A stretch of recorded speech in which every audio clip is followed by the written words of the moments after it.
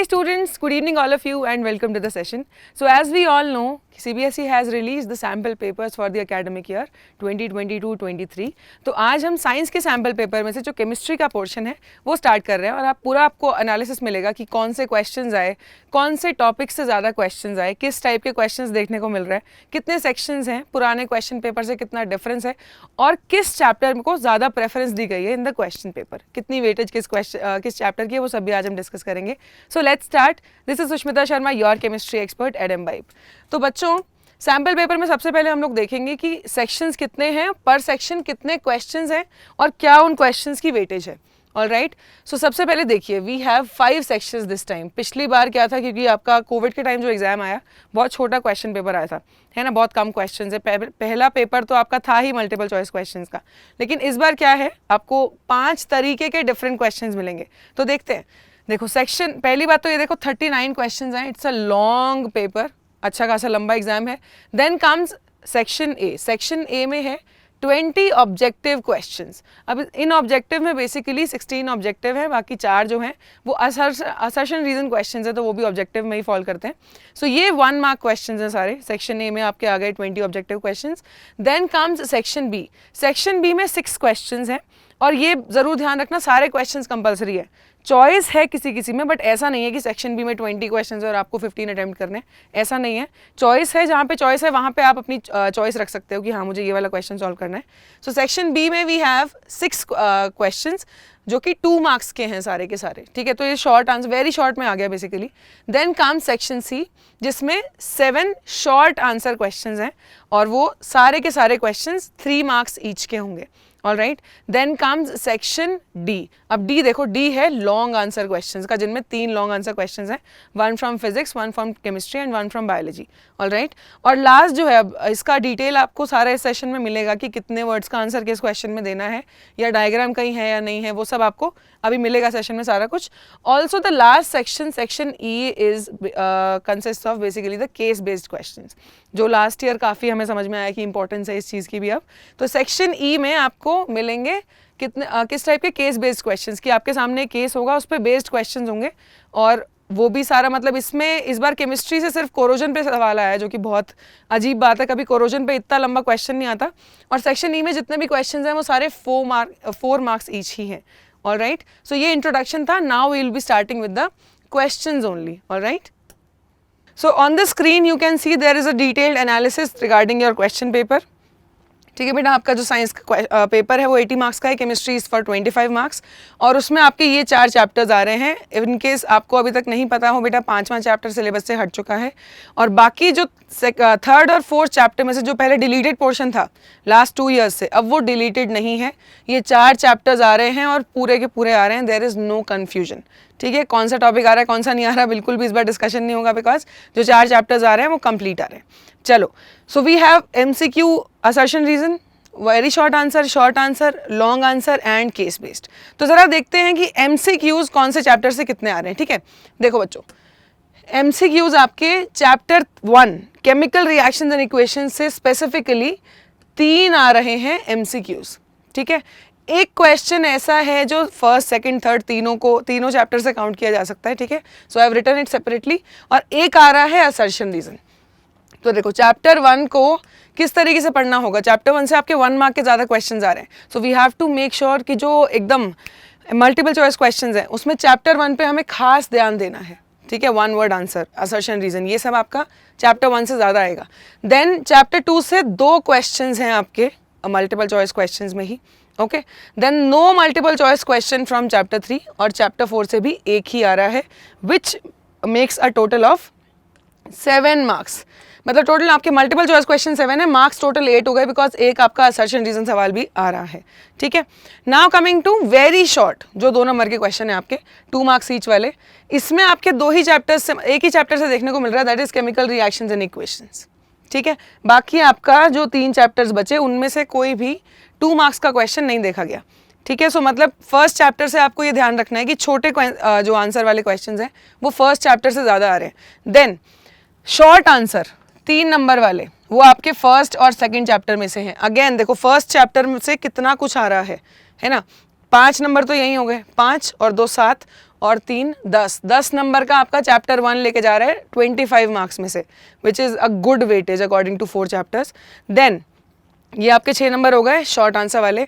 आपका जो चैप्टर 4 है उससे एक ही सवाल आया है सैम्पल पेपर में, दैट इज़ फॉर 5 मार्क्स सीधा, और वो किस टॉपिक पे है वो भी मैं आपको बताऊंगी। अभी शायद हो सकता है आपने चैप्टर 4 ना पढ़ा हो, but yes we'll be solving on all the question, so tension वाली बात नहीं है। एंड देन केस बेस्ड आया है मेटल्स एंड नॉन मेटल से। तो देखो इन्होंने अगर मान लो कि छोटे क्वेश्चंस में आपके चैप्टर का नंबर नहीं आ पाया है तो लॉन्ग आंसर या फिर केस बेस्ड में ज़रूर उस चैप्टर को इंपॉर्टेंस दी गई है। जैसे चैप्टर 4 और चैप्टर 5 सॉरी 3 और 4 आपके लॉन्ग और केस बेस्ड में देखे जा रहे हैं, जो कि सबसे इंपॉर्टेंट क्वेश्चंस है, बिकॉज इसमें आपको लिखना होगा।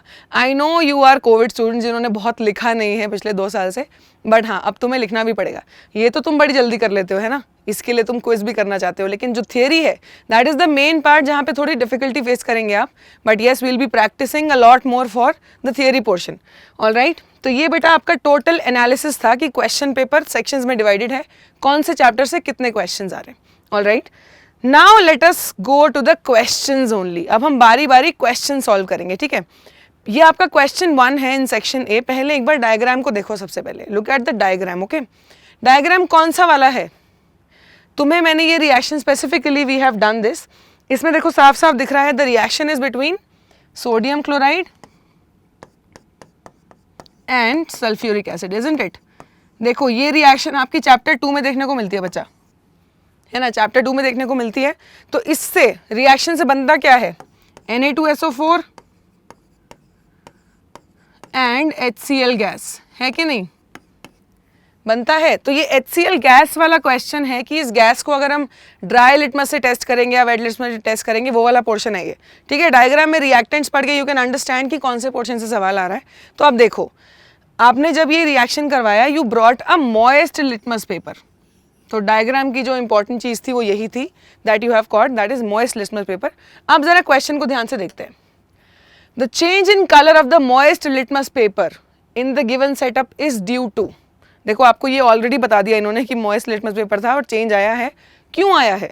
अब 4 ऑप्शंस दिए, प्रेजेंस ऑफ एसिड, देखो HCl गैस हो चाहे लिक्विड हो, बोलेंगे तो हम उसको एसिडिक गैस ही ना, अगर गैशियस फॉर्म में भी है तो acid can not be our answer. Presence of base तो बिल्कुल ही नहीं हो सकता। Presence of H+ in the solution, this is your answer, कि जब वाटर आया सीन में तो H+ आयंस रिलीज हुए जिससे कि लिटमस पेपर का कलर चेंज हुआ। सो विल बी सेइंग कि ये जो थर्ड ऑप्शन है ये हमारा आंसर है, ओनली थर्ड। फोर्थ तो हो ही नहीं सकता। Presence of litmus which is an indicator, वो ड्राई गैस पे नहीं दिखाता, सो मॉइस्ट लिटमस पेपर था, and because of presence of H+ ions we are seeing this change, so our answer will be only third. Okay, वैसे marking scheme भी दी गई है इसके साथ, but yes it will be better for you in case हम live इनको solve कर लेते हैं एक बार, है ना। Now in the redox reaction, ये रिएक्शन बेटा बहुत इंपॉर्टेंट है, इसको भी हमने स्पेसिफिकली कवर किया है रिडॉक्स रिएक्शंस। तो इनमें देखो, अब अगर मैं इस रिएक्शन को ही देखूं, वी वेरी वेल नो कि HCl से बेटा क्या बन रहा है, Cl2, है ना, हाइड्रोजन का रिमूवल हो रहा है। MnO2 से बन रहा है MnCl2, इसमें ऑक्सीजन का रिमूवल हो रहा है। So we very well know कि MnO2 सब्सटेंस रिड्यूस्ड है और HCl हमारा सब्सटेंस ऑक्सीडाइज्ड है। Now let us look at the options. MnO2 is reduced to MnCl2, सही बात आ रही है यहाँ तक। HCl is oxidised to H2O, नहीं, Cl होना जरूरी है इन द प्रोडक्ट, ठीक है। H रिमूव होगा या H ऐड होगा, O रिमूव होगा या O ऐड होगा, हम किसी और की टर्म्स में वो बात नहीं करते। क्लोरीन को हमें सोल देखना होगा, बाद में क्लोरीन के साथ क्या हुआ, हाइड्रोजन तो हट गया है ना, तो this can not be our answer. Then MnO2 is reduced to MnCl2, HCl is oxidised to Cl2, ये सही लग रहा है। MnO2 का रिडक्शन है MnCl2 की तरफ, HCl का ऑक्सीडेशन है, Cl2 बन गया जिससे, तो ये हम अपना आंसर चूज करेंगे, है ना। फर्स्ट स्टेप में ऑक्सीजन रिमूव हो रहा है तो वो रिडक्शन है, सेकंड स्टेप में हाइड्रोजन रिमूव हो रहा है तो वो ऑक्सीडेशन है। So let us submit our answer and yes this is our correct answer. Okay, next, अब ये डायग्राम हमने अब तक बहुत बार देख लिया है, that is burning of magnesium ribbon, जिसमें व्हाइट पाउडर प्रोड्यूस होता है and the ribbon burns with a dazzling white flame. Oxidation reaction है, कंबस्शन है, एक्सोथर्मिक है, हम ये सब कुछ जानते हैं। तो अब क्वेश्चन देखते हैं। विच of the following is not the correct observation of the reaction shown in the above setup. इस सेटअप में ऑब्जर्वेशन कौन सी इज द करेक्ट ऑब्जर्वेशन, सही ऑब्जर्वेशन। देखो ये भी क्वेश्चन हमेशा बहुत ध्यान से पढ़ना कि आपसे सही पूछा गया है या गलत पूछा गया है। ये कई बार पूछते हैं कि 3 ऑप्शन सही दे रखे होंगे, एक गलत होगा and you would have to choose the wrong answer कि हाँ ये नहीं होता इस एक्सपेरिमेंट में। इसमें हमसे पूछा गया है कि आप बताओ इसमें कौन सा ऑब्जर्वेशन करेक्ट है, तो हम वही बताएंगे। देखो, brown powder of magnesium oxide is formed, not possible, magnesium oxide is a white colored powder.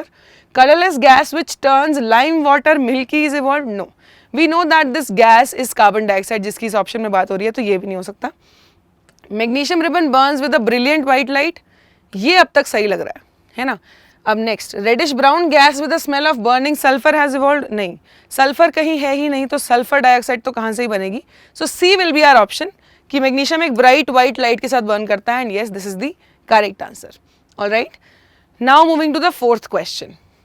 With reference to the 4 gases, ये आपकी 4 gases हैं, CO2, CO, Cl2 and O2, ठीक है।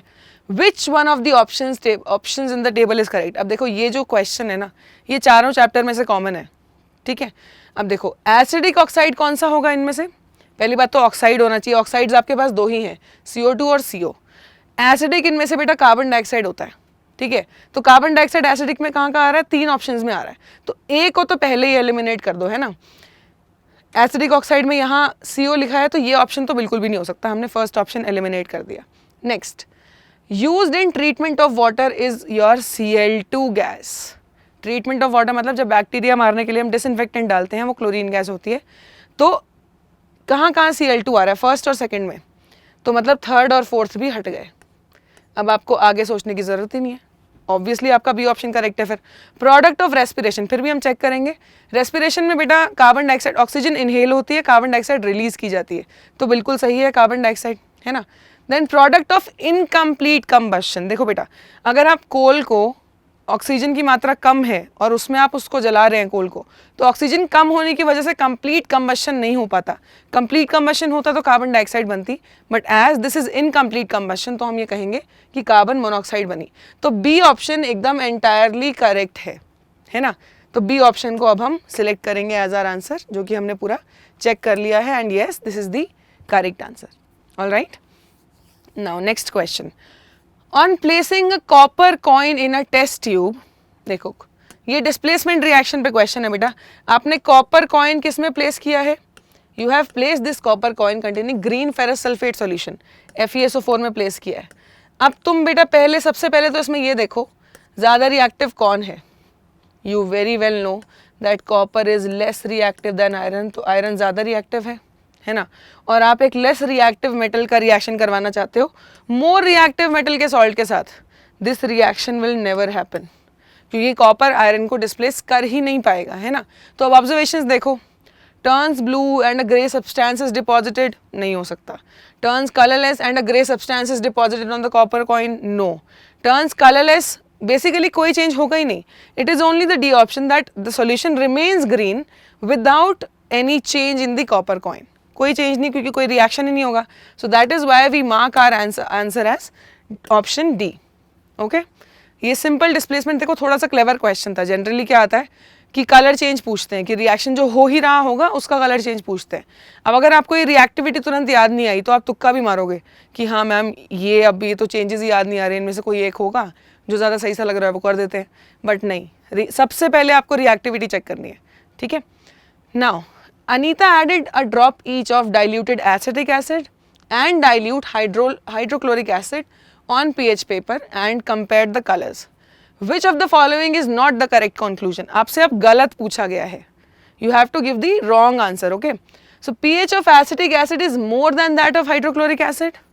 pH of acetic acid is less than that of hydrochloric acid. pH of acetic acid dissociates completely in the aqueous solution. Acetic acid is a strong acid. देखो अब हाँ correct बताना है, correct conclusion बताना है, not the wrong conclusion. देखो अब ये रॉन्ग है, एसिटिक एसिड स्ट्रॉन्ग नहीं है, हम पहले से जानते हैं, तो डी ऑप्शन को हम एलिमिनेट कर देंगे, है ना। Let's eliminate this option at least. Then next, acetic acid dissociates completely, नहीं, कंप्लीटली डिसोसिएट करता तो स्ट्रॉन्ग एसिड होता। PH of acetic acid is less than that of hydrochloric acid, no.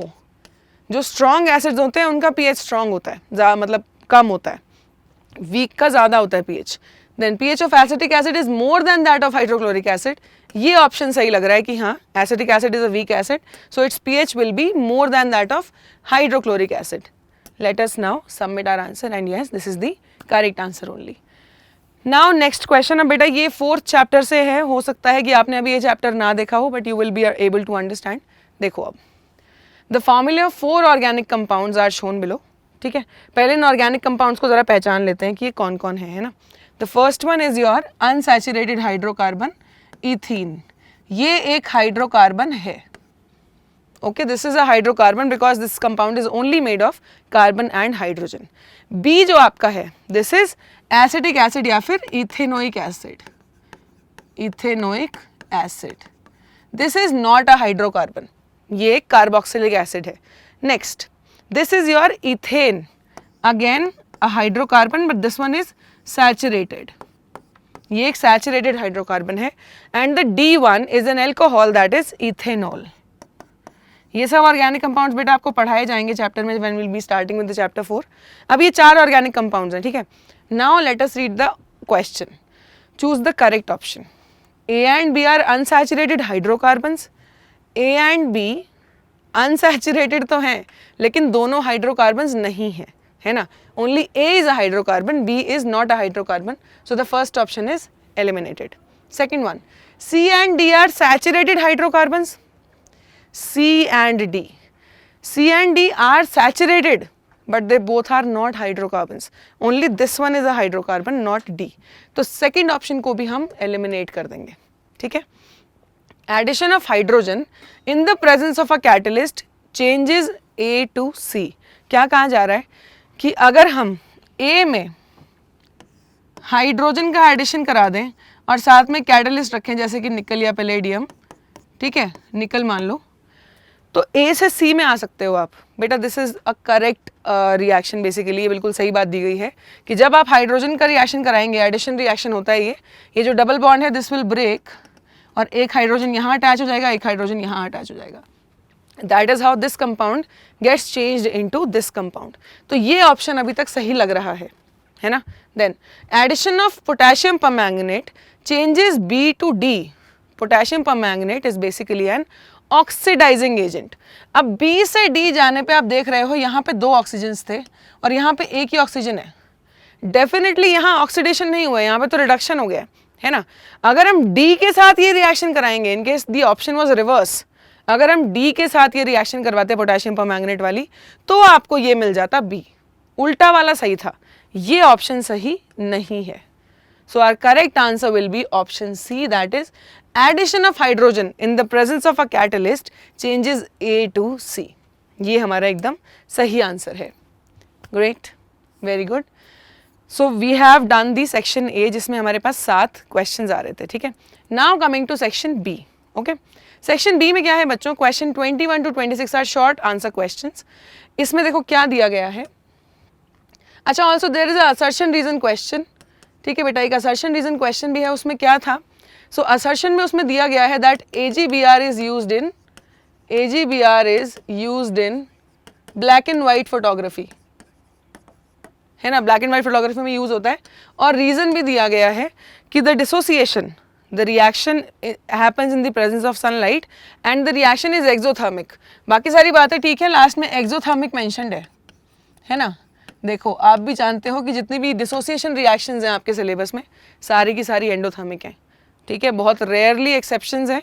ये रिएक्शंस जो भी सनलाइट, इलेक्ट्रिसिटी या फिर हीट की प्रेजेंस में होती हैं, ये सारी रिएक्शंस जो डिकम्पोजिशन रिएक्शंस हैं सारी की सारी एंडोथर्मिक हैं. तो इसमें फर्स्ट स्टेटमेंट ठीक है कि AGBR black and white photography में यूज़ होता है, but the second statement is wrong. Exothermic पे हम कांटा लगा देंगे, ये गलत बात है. So basically our answer will be option C, that A is true but R is false. ठीक है, ये हमारा उसका आंसर जो है C हो जाएगा कि A तो ठीक है बट R गलत है.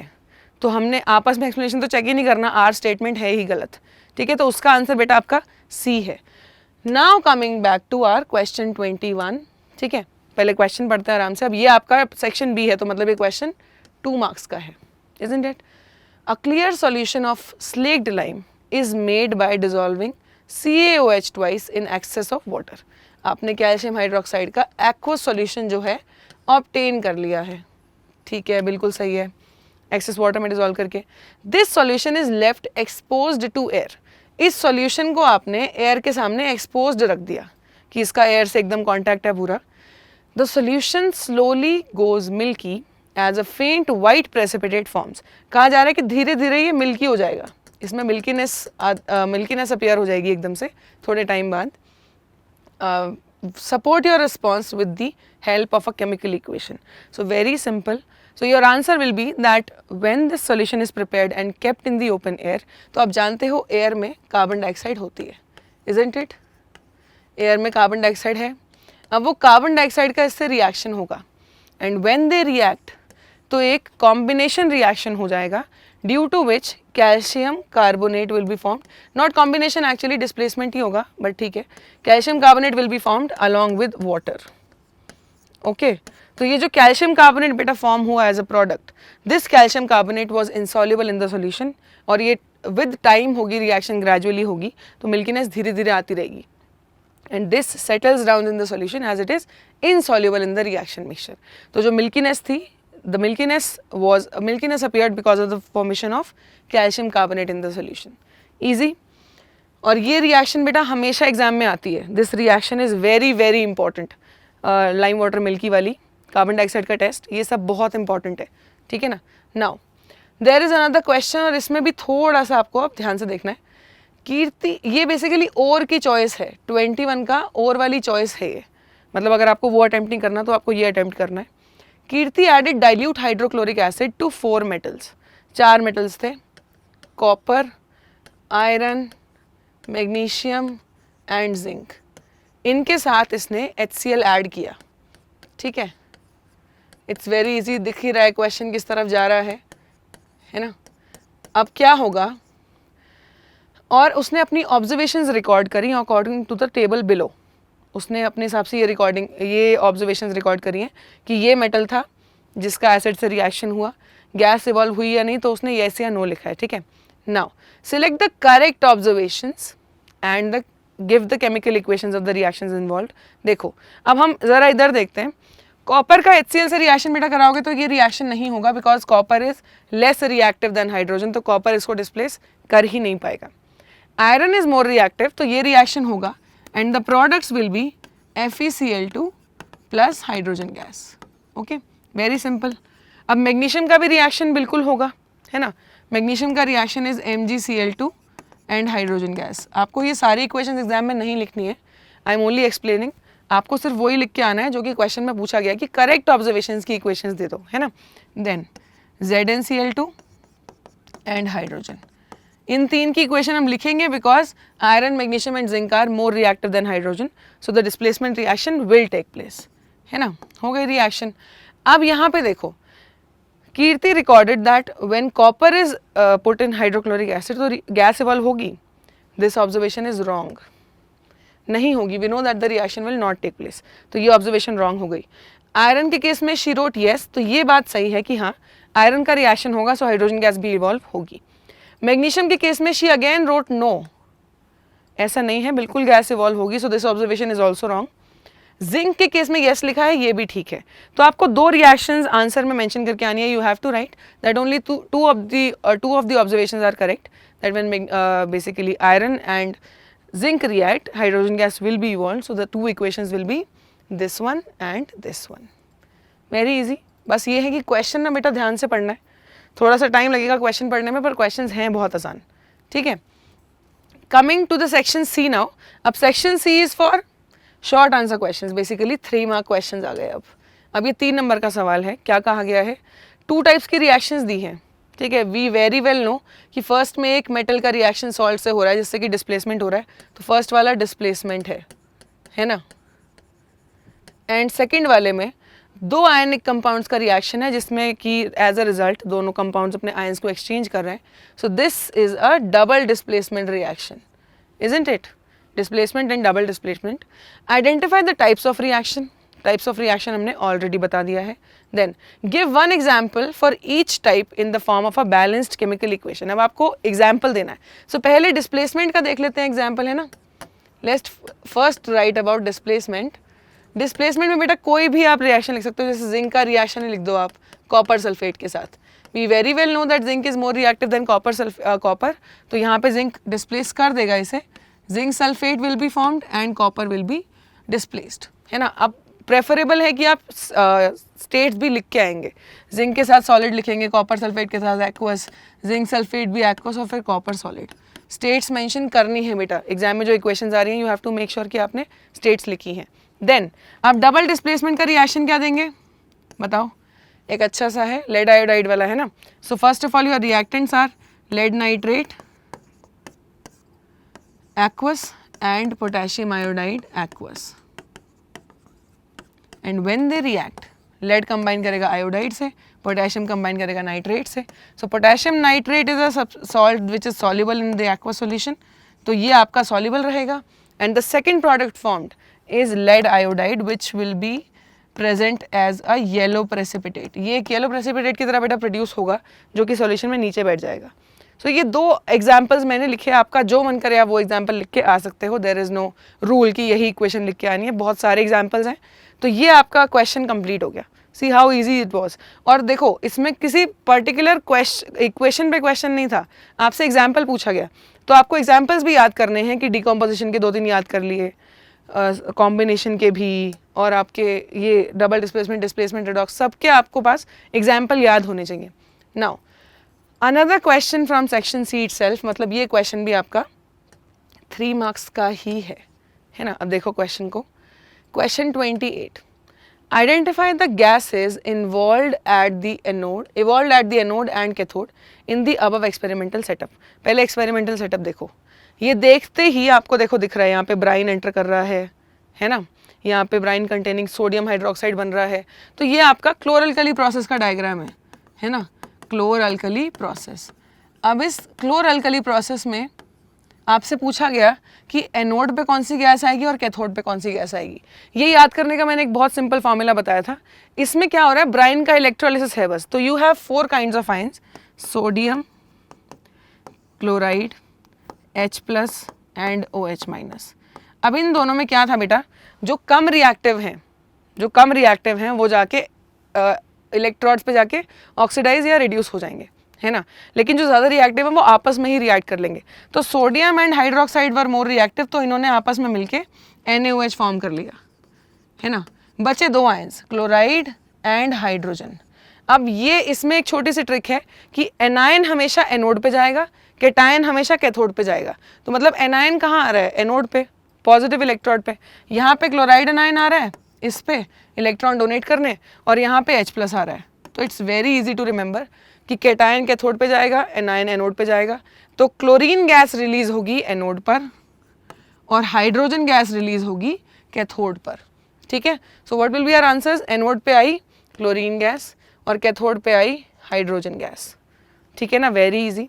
Now name the process that occurs, why is it called so. Process का नाम है क्लोरल्कली प्रोसेस, और इसको ऐसा क्यों कहा जाता है, because when we write the reaction NaCl + H2O, इसका आपने इलेक्ट्रोलिसिस कर दिया, ठीक है, तो आपको क्या मिलेगा, NaOH H2 and Cl2।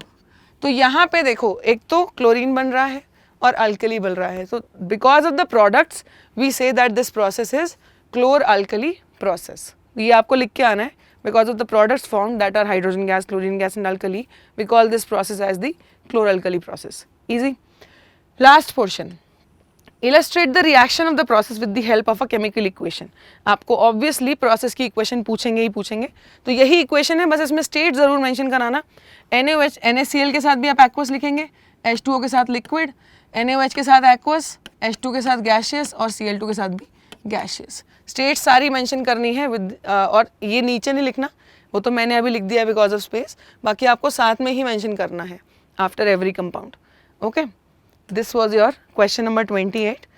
Now we are coming on to the next question that is from section D, that is of 5 marks. अब ये क्वेश्चन है बेटा आपका काफ़ी इंपॉर्टेंट है और थोड़ा सा टेढ़ा मेढ़ा भी है obviously. Section D which is 5 mark question का सेक्शन, तो आप देखिए लॉन्ग आंसर क्वेश्चन है।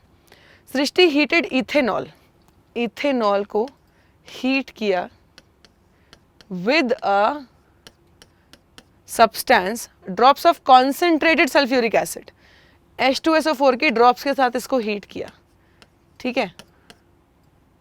Now next part, and observed a sweet smelling compound B is formed. इन्होंने कहा कि बी फॉर्म हो गया यहाँ पे, चलो बी ही बोला इन्होंने और कुछ बोला नहीं. Next, when B is treated with sodium hydroxide. अब जब बी का रिएक्शन आप सोडियम हाइड्रोक्साइड से करा रहे हैं तो आपको क्या मिल रहा है? It gives back the ethanol. Ethanol आपको वापस मिल जाएगा, C2H5OH वापस मिला. And the next product a compound C is also formed. तो C भी बन गया. आपको आइडेंटिफाई करना है कि ये A, B और C क्या क्या है. पहला पार्ट तो ये है, देखो बेटा सिंपल है. Sweet smelling compound is your give away. इससे आप पहचान सकते हो कि ये कंपाउंड क्या है. This is basically an ester. ठीक है, ये एस्टेरिफिकेशन रिएक्शन के बारे में पूछा गया है. तो अब इसको जरा हम लिखते हैं कि इसका फॉर्मूला क्या होगा, है ना. Just a second, stroke eraser. अब हमें समझ में आ गया है रिएक्शन कौन सी है. तो अब हम लिखेंगे कि रिएक्शन का प्रोडक्ट होगा क्या. तो देखो हम also compound A, yes all right. यहाँ पे वही मैं सोच रही थी कि हमने कुछ मिस कर दिया. Yes, H2SO4 is a catalyst in this equation and not the reactant. देखिए ये कहा गया ethanol with a compound A से रिएक्शन है. तो ए से रिएक्शन होने पे आपको, और हीट किया है in the presence of concentrated sulphuric acid, तो आपको बी मिला है. तो देखो हमें पता है ऑलरेडी कि बी एक एस्टर है. तो ए यहाँ पे क्या होगा? It is suppose to be a carboxylic acid which can be any carboxylic acid for that matter. But हमने क्योंकि इक्वेशन एसिटिक एसिड से पढ़ी है तो हम वो ही लिखेंगे, CH3COOH. अब इसको याद करने का बहुत ही आसान तरीका है बच्चों की. कॉन्सेंट्रेटेड सल्फ्यूरिक एसिड जो होता है ना, वो डिहाइड्रेटिंग एजेंट है. तो वो somehow this will remove a water molecule. कहीं ना कहीं से वाटर मॉलिक्यूल रिमूव होगा. अब इसमें याद करने का तरीका है कि एसिड हमेशा H+ छोड़ता है. तो H यहाँ से आएगा और OH जो है वो यहाँ से आएगा. तो बचा क्या? एसिड का बचा CH3COO, है ना. ये बच गया एसिड से, और इधर से क्या बच गया? C2H5. तो this is your ester formed which is ethyl ethanoate. Ethyl ethanoate, ये आपका एस्टर फॉर्म हुआ. सो बी के बारे में आप लिखेंगे. ए तो आपका हो गया carboxylic acid, acetic acid. B is your ester, और साथ में जो वाटर मॉलिक्यूल रिमूव हुआ है it will be one of the products. Okay, तो ए कैलकुलेट हो गया, बी कैलकुलेट हो गया. अब हमें यहाँ पे बी का रिएक्शन हो रहा है विद NaOH. तो ये रिएक्शन भी अब हम स्क्रैच से लिखेंगे बच्चों. देखिए चलिए अब ये रिएक्शन लिख लेते हैं. आपका एस्टर फॉर्म हो गया, दिस इज बी, है ना.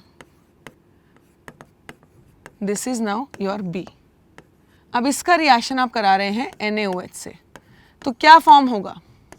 आपको एक प्रोडक्ट ऑलरेडी पता है कि एक तो अल्कोहल फॉर्म हो रहा है. अल्कोहल कैसे फॉर्म होगा? ये Na+ टूटेगा और OH- निकलेगा. C2H5 will combine with OH.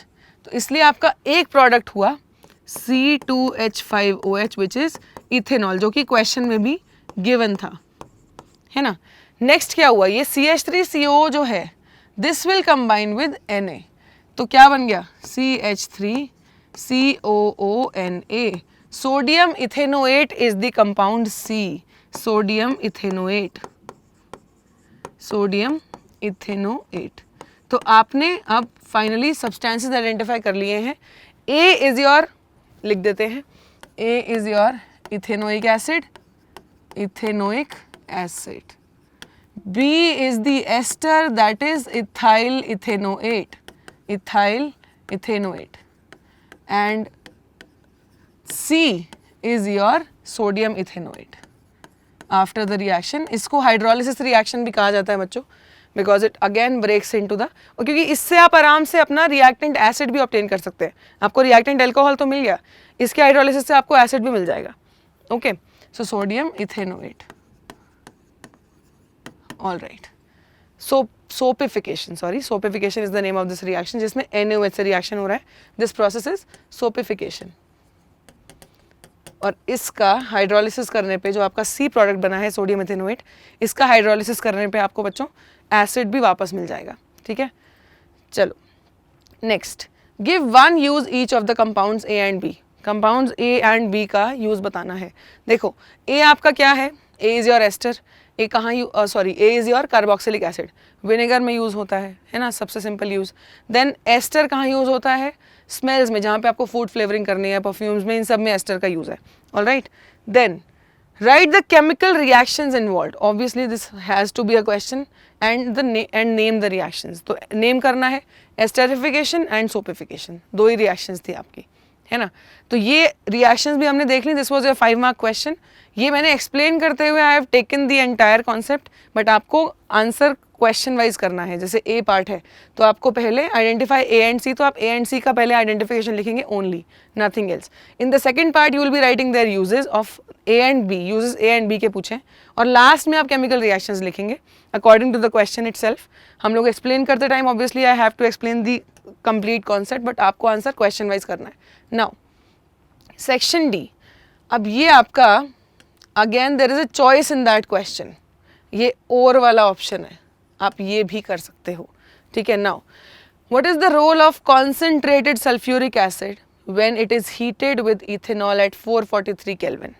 अगर आप इथेनॉल को हीट करते हैं at 443 kelvin in the presence of concentrated sulphuric acid, तो इसका रोल क्या है यहाँ पे। The role of concentrated sulphuric acid is of a dehydrating agent.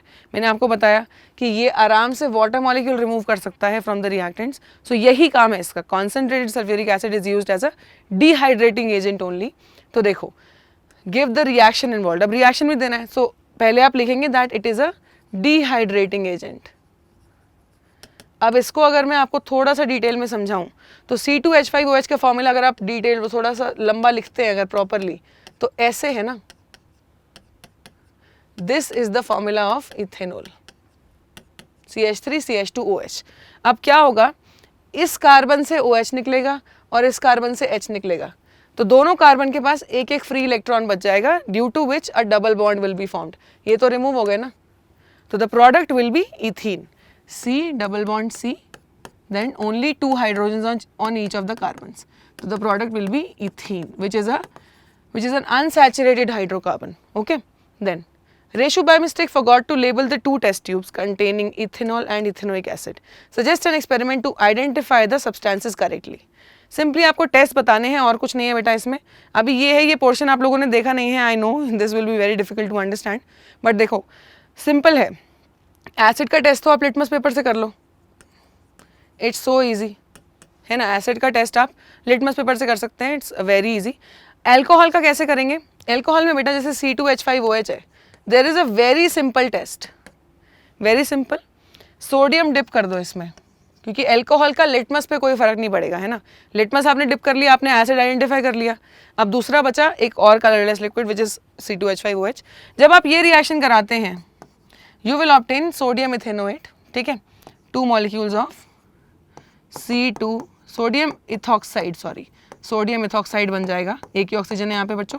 देखो इथेनोएट उसको कहेंगे जिसमें 2 ऑक्सीजन हो, जो हमें एस्टर से मिलेगा। यहाँ पे आपने अल्कोहल लिया, सीधा सोडियम से रिएक्शन कराया है, there is a compound with single oxygen in it, so this is sodium ethoxide. Okay, ethoxide लिखेंगे इसको, और साथ में आपका जो प्रोडक्ट बनेगा वो हाइड्रोजन गैस होगी। तो सिंपल है, एवोल्यूशन ऑफ गैस हो गया। इससे ये रिएक्शन से आप फिर इस गैस को टेस्ट कर लो, हाइड्रोजन गैस अगर रिलीज हुई है तो definitely this is your alcohol only. Okay, तो ये 2 टेस्ट हैं, इनको आपको बहुत अच्छे से, हम अभी 4th चैप्टर करना रह रहा है, will be completing it. I know बहुत अभी समझ नहीं आ रहा होगा, but yes will be covering it very soon. और ये इसमें लास्ट पार्ट में है कि रिएक्शंस आपको लिखनी है, I have written the reactions already, so easily आप ये टेस्ट कर सकते हो। बहुत सारे टेस्ट हैं, ऐसा नहीं है कि एक आधा ही है। ओके स्टूडेंट्स, तो हमने सेक्शन डी कंप्लीट कर लिया। Now we are going to go on the section E. Section E में बच्चों केस बेस्ड क्वेश्चन है और एक ही है केमिस्ट्री से। अब सेक्शन ई में जो क्वेश्चन है it is for 4 marks, 4 marks का है, और इसमें आपको दो पार्ट्स हैं इस क्वेश्चन के, A and B. Also B जो ऑप्शन है उसके लिए आपको सेकेंड चॉइस भी दी गई है, जो हम इसके बात करेंगे। Alright, so let's start with this question itself. पहले क्वेश्चन पढ़ते हैं कि क्वेश्चन है क्या, पहले क्वेश्चन समझ लेते हैं थोड़ा सा। देखो, 2 students decided to investigate the effect of water and air on iron. Water और एयर का आयरन पे क्या इफेक्ट है, वो 2 स्टूडेंट स्टडी कर रहे हैं, तो मतलब कोरोजन पे सवाल है। Object under identical experimental conditions, ठीक है, They measured the mass of each object before placing it partially immersed in 10 ml of water. तो बेसिकली ये बेटा उसी चीज़ पे क्वेश्चन है कि आयरन की रस्टिंग के लिए you need both air and water, मतलब मॉइस्चर और एयर, मॉइस्ट एयर चाहिए होता है for the corrosion of iron. अब वही है कि दोनों ने अपने आयरन ऑब्जेक्ट को 10 ml वाटर में दोनों ने डिप करके रख दिया है और पहले रखने से पहले उन्होंने मास मेजर किया है, क्योंकि यू नो कि ये जो रिएक्शन है जब आयरन की रस्टिंग होती है तो बेटा क्या रिएक्शन होती है, आयरन है आपके पास, एरियल ऑक्सीजन और एरियल मॉइस्चर से कॉम्बिनेशन होके यू ऑब्टेन Fe2O3.XH2O। बैलेंसिंग आप खुद से कर लेंगे इस इक्वेशन की। तो यहाँ पे क्या है बच्चों, आपने आयरन यूज किया था, बस अपनी तरफ से आप सिर्फ आयरन दे रहे हैं और उसके बाद दो चीजें कंबाइन हो रही हैं and according to law of conservation of mass, reactant side का मास और प्रोडक्ट साइड का मास जो है वो बराबर रहना चाहिए। तो रिएक्टेंट्स आपके 3 हो गए, आपको सिर्फ एक ही पता है ना, आप जिसका मास मेजर कर रहे हैं वो सिर्फ आयरन है और प्रोडक्ट साइड पे आपको रस्ट मिल रहा है, तो डेफिनेटली मास जो है आफ्टर रस्टिंग ज्यादा होना चाहिए, है ना, क्योंकि आपके एक्सटर्नल रिएक्टेंट्स भी हैं जो आपने नहीं यूज किए, वो ऑटोमेटिकली आ रहे हैं सीन के अंदर, है ना। तो अब आगे देखते हैं जरा क्वेश्चन क्या कह रहा है हमें। Now after a few days the objects were removed, dried and their masses were measured. ठीक है, उनको एक्सपेरिमेंट करने का टाइम दिया गया, फ्यू डेज के बाद आप चेक कर रहे हैं। अब तो अब देखो ये दो बच्चों के ऑब्जर्वेशंस हैं। स्टूडेंट ए का जो पहले जो नेल का मास था it was 3 grams and after rusting जो मास है वो देखो वो कितना इंक्रीज कर गया, 3.15 है। तो 0.15 का इंक्रीज आपको देखने को मिल रहा है फर्स्ट केस में, और सेकंड केस में 6 से 6.33 हो गया, तो 0.33 मास बढ़ गया, है ना, इतना मास का डिफरेंस आ गया। अब क्वेश्चन पढ़ते हैं, what might be the reason for the varied observations of the two students. क्या रीजन है? The reason is rusting of iron. Basically जब आयरन ऑब्जेक्ट को रखा गया in the presence of air and moisture, उसकी rusting हो गई और उसकी वजह से उसका मास जो है इंक्रीज हो गया। ये हमने ऑलरेडी सारा समझ लिया है। अब सेकेंड पार्ट देख लेते हैं। In another setup the students coated iron nails with zinc metal. Iron nail को जिंक मेटल से कोट कर दिया, तो मतलब एक लेयर आ गई है between air and the object. तो अब वो डायरेक्ट कॉन्टैक्ट नहीं हो पाएगा मॉइस्ट एयर का आपके आयरन ऑब्जेक्ट के साथ। And noted that iron nails are coated with zinc prevents rusting. हाँ, ये जानते हैं हम। They also observed that zinc initially acts as a physical barrier, but an extra advantage of using zinc is that it continues to prevent rusting. ये rusting रोक के ही रखता है। कैसे? Even if the layer of zinc is damaged. अब zinc की layer भी कैसे डैमेज होगी बच्चों? जिंक का भी तो एयर से इंटरेक्शन होगा ना, तो लेकिन जो जिंक का ऑक्साइड बनता है, ये जो जिंक ऑक्साइड है it is a very stable compound, और जैसे ही इसकी लेयर ऊपर आ जाएगी तो फिर ये लेयर प्रोटेक्ट करेगी नीचे के सारे मटेरियल को, जिंक की लेयर को भी और आयरन ऑब्जेक्ट को तो प्रोटेक्ट करेगी ही, है ना। So name this process of rust prevention and give any 2 other methods. देखो ये जो मेथड है इसको हम गैल्वेनाइजेशन कहते हैं, एवरीबॉडी नोज। और मेथड्स क्या हो सकते हैं? ऑयलिंग हो सकता है, पेंटिंग हो सकता है, ग्रीसिंग हो सकता है ना। ये सारे मेथड्स आपको जो मन करें आप वो 2 मेथड्स इसमें और लिस्ट कर सकते हो। So this was the first part of your question number 37 होगा मेरे ख्याल से, यहाँ 37 है सेक्शन ई। और अब इसका जो बी पार्ट है बच्चों, उस बी पार्ट में आपको चॉइस मिली हुई है, दैट इज दिस क्वेश्चन। तो अब हम ये सॉल्व करेंगे। केस बेस्ड क्वेश्चंस हैं, ठीक है। अब इसको देखते हैं क्या है, इंटरनल चॉइस प्रोवाइडेड है। देखिए आपके सामने 4 सब्सटेंसेज हैं बच्चों, ठीक है। There are 4 substances A, B, C and D। आपसे क्या पूछा गया है? The question is in which of the following applications of iron rusting will occur the most. Rusting सबसे ज़्यादा किस में होगी? Support your answer with valid reason. Case based है ना, केस दे दिया आपको। तो देखो A है iron bucket electroplated with zinc, इसके ऊपर जिंक लगा हुआ है तो इस पे तो रस्टिंग होगी ही नहीं, है ना। Electrical cables having iron wires covered with aluminium. आपका जो बी है इसमें इलेक्ट्रिकल वायर्स हैं, इसके ऊपर इलेक्ट्रिकल वायर्स पे एल्यूमिनियम कवर किया हुआ है, तो इस पे भी रस्टिंग नहीं होगी because there is a protective layer already. Then third, iron hinges on a gate. अब ये गेट पे आयरन हिंजेस हैं, ये बिल्कुल एयर के कॉन्टैक्ट में भी है, मॉइस्चर के कॉन्टैक्ट में भी है, यहाँ पे बहुत ज़्यादा रस्टिंग होगी। Option C will see the most of the rusting. Then painted iron fence. अब इस पे भी पेंट है तो इसका भी डायरेक्ट कॉन्टैक्ट नहीं है एयर से, तो इस पे भी रस्टिंग नहीं होगी। So the substance which will face the maximum rusting will be your option C, that is the iron fence, क्योंकि वो मॉइस्चर भी उसको मिल रहा है एंड एरियल ऑक्सीजन भी मिल रही है, सो जिससे कि रस्ट बनना आसान हो जाएगा। बाकी सब पे एक प्रोटेक्टिव लेयर है, that is why we won't be seeing any rusting on each of them. Alright, so this was your last question. I hope you understood everything. अगर आपको कोई भी डाउट रह गया है, you can still mention that in the comment box and we'll solve them. सो ये analysis था बच्चों, और आई होप आप लोगों को सारा कुछ समझ में आ गया, क्वेश्चन पेपर कैसे चेंज हुआ है, सेक्शंस आ गए हैं, डिफरेंट काइंड्स ऑफ क्वेश्चंस हैं. अब ये भी देखो, आपके मेटल्स एंड नॉन मेटल्स से जो पूरा पोर्शन है, it is entirely from the corrosion portion, है ना, और कुछ पोर्शन आया ही नहीं, केमिकल प्रॉपर्टीज़ नहीं आई और कुछ नहीं आया सैम्पल पेपर में, but that does not mean कि दोबारा नहीं आएगा, है ना, पेपर में नहीं आएगा मेन में. और चैप्टर 4 में से आपका एस्टेरिफिकेशन आया, yes, which is obviously the most important reaction. Addition के ऊपर भी इनडायरेक्टली क्वेश्चन आ गया, टेस्ट भी करना आ गया ऑर्गेनिक कंपाउंड्स का. तो ये सब आएगा, नॉमेनक्लेचर भी आ सकता है. We will be covering every portion in detail. So in case you like the session, please like, share and subscribe to our channel. And till then, keep imbibing. Keep imbibing. We believe in you.